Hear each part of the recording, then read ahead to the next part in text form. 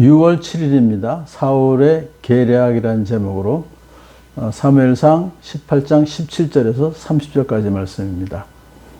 소년 다윗이 블레셋의 장군 골리앗을 죽였다는 것은 너무나도 엄청난 사건이죠. 그래서 이스라엘 백성들이 다윗을 아주 존경하고 따르게 되었어요. 그러자 사울 왕은 매우 시기하면서 또 두려워했습니다. 그래서 다윗을 죽여야 되겠다라는 생각을 하게 되죠. 그런데 그 계략을 어떻게 썼냐면 블레셋 사람의 손에 의해서 죽이려고 하는 그런 계략을 썼어요. 그래서 큰 딸을 주겠다 그래요. 이제 큰 딸을 미끼를 사용한 거죠. 내 맏딸을 네 아내로 줄 터이니 네가 블레셋과 싸워서 네가 큰 용사인 것을 입증해라. 그렇게 이제 조건을 달았습니다. 그러자 다윗은 자기같이 천한 신분이 어떻게 왕의 사위가 되겠습니까? 라고 하면서 완곡하게 사양한 후에 그래도 성실하게 블레셋과의 싸움에 임해서 전과를 올리게 되었어요. 때가 되어서 이제 사위 되려고 했더니 사울은 그의 큰딸을 그냥 다른 사람과 결혼시키고 말았습니다. 약속을 뒤집는 치졸함을 보여준 것이죠. 그렇게 어느 정도 이제 시간이 지난 후에 둘째 딸이 좀 나이도 먹고 해서 다윗을 좋아하게 되었어요. 그것을 사울 왕이 알고는 또 이번에도 둘째 딸 미갈을 줄 터이니까 너 왕의 사위를 삼겠다. 그렇게 이제 또 제안을 했어요. 그러자 이번에 다윗은요, 지난번에도 약속을 어겼으니까 신뢰하지 않았죠. 그러니까 사울 왕은 신하들을 시켜서 나도 너를 좋아하고 신하들도 너를 좋아하니까 왕의 사위가 되는 것이 어떠냐라고 이제 회유하는 거죠. 은밀하게 설득하는 그런 지시를 했습니다. 자, 이게 사실은 사울이 다윗을 좋아한다는 것은 새빨간 거짓말이죠. 그런데 사울은 그렇게 거짓말까지 지어가면서 이 정략 결혼을 성사시켜서 결국은 다윗을 제거하려는 계략을 또 지금 추진하고 있는 것입니다. 참 이걸 보면서요, 성령이 떠난 사람의 그 참 비열해지고 철저하게 망한 모습을 보면서 인간 사울에 대한 비애를 느끼지 않을 수가 없습니다. 신하들이 이제 다윗에게 그대로 전언하자 다윗은 자기 속마음을 내비칩니다. 나는 가난하고 천한 사람인데 어떻게 왕의 사위가 될 수 있겠습니까? 그것이 그렇게 쉬운 일로 보이십니까? 이건 지참금이 없다는 거죠. 그러니까 그 당시에 장인에게 지참금을 현찰이나 또는 재정적인 걸로 이제 줘야 되는데 왕의 사위니까 또 얼마나 많은 돈이 필요했겠습니까? 자기는 그렇게 할 수가 없다. 그 말을 이제 들은 사울 왕은 또 어떻게든지 다윗을 죽이기 위해서 이렇게 또 결혼 선물 필요 없어. 다만 블레셋 남자의 포피 100개를 가져오면 돼. 그게 지참금이에요.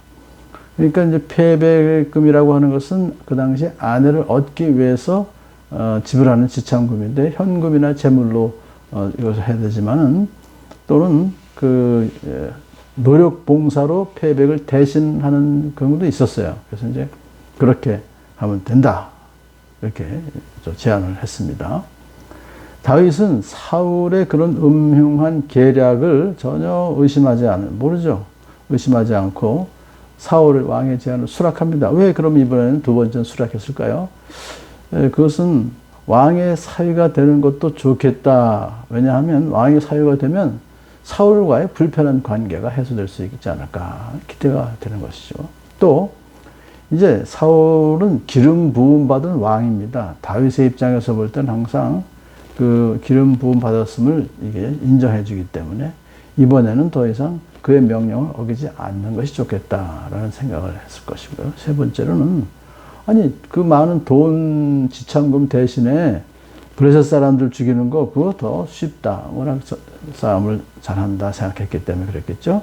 그래서 또한 그 블레셋 사람들 죽이면은 민족의 원수도 갚는 것이고 또 왕의 사위도 될 수 있으니까 일석이조 아니냐라는 생각으로 수락을 하게 된 것입니다.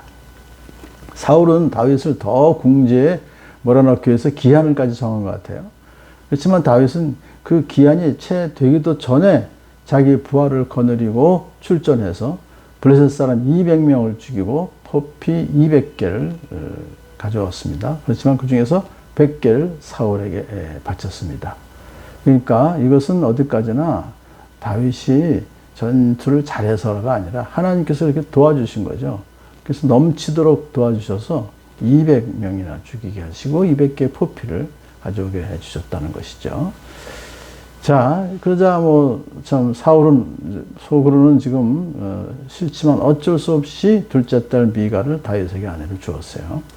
다윗이 블레셋 사람들의 손에 죽기를 바랐던 사울의 계략은 결국은 다 수포로 돌아가게 되었습니다. 오히려 다윗은 자신의 요구에 갑절이나 되는 200개나 되는 포피를 가져옴으로써 그의 용맹을 모든 이스라엘 사람들이 알게 된 것이죠. 그래서 백성들의 지지를 더 받게 되는 결과를 초래하게 된 것입니다.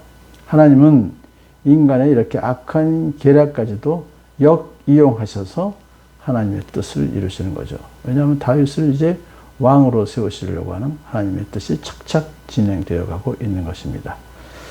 다윗을 제거하렸던 계략이 도리어 다윗이 왕의 사위가 되게 할 뿐만 아니라 백성들의 사랑을 더욱더 받게 되는 결과를 가져오자 사울은 더욱더 다윗을 두려워하며 평생 원수가 되어서 그를 이제 죽이려고 합니다. 사울은 주님께서 다윗과 함께 계시다는 것을 알았어요. 여러 번 그 순간순간마다 사울의 옆에서 보니까 다윗이 그렇게 모든 일을 착착 잘하는 거 보면 하나님께서 함께 가시다는 걸 그가 알았다는 것이죠. 또한 자기 딸 미갈마저도 다윗을 사랑한다는 것을 보고서는 더욱더 다윗을 두려워하게 되었으며 마침내 다윗과 평생 원수가 되었던 것이죠.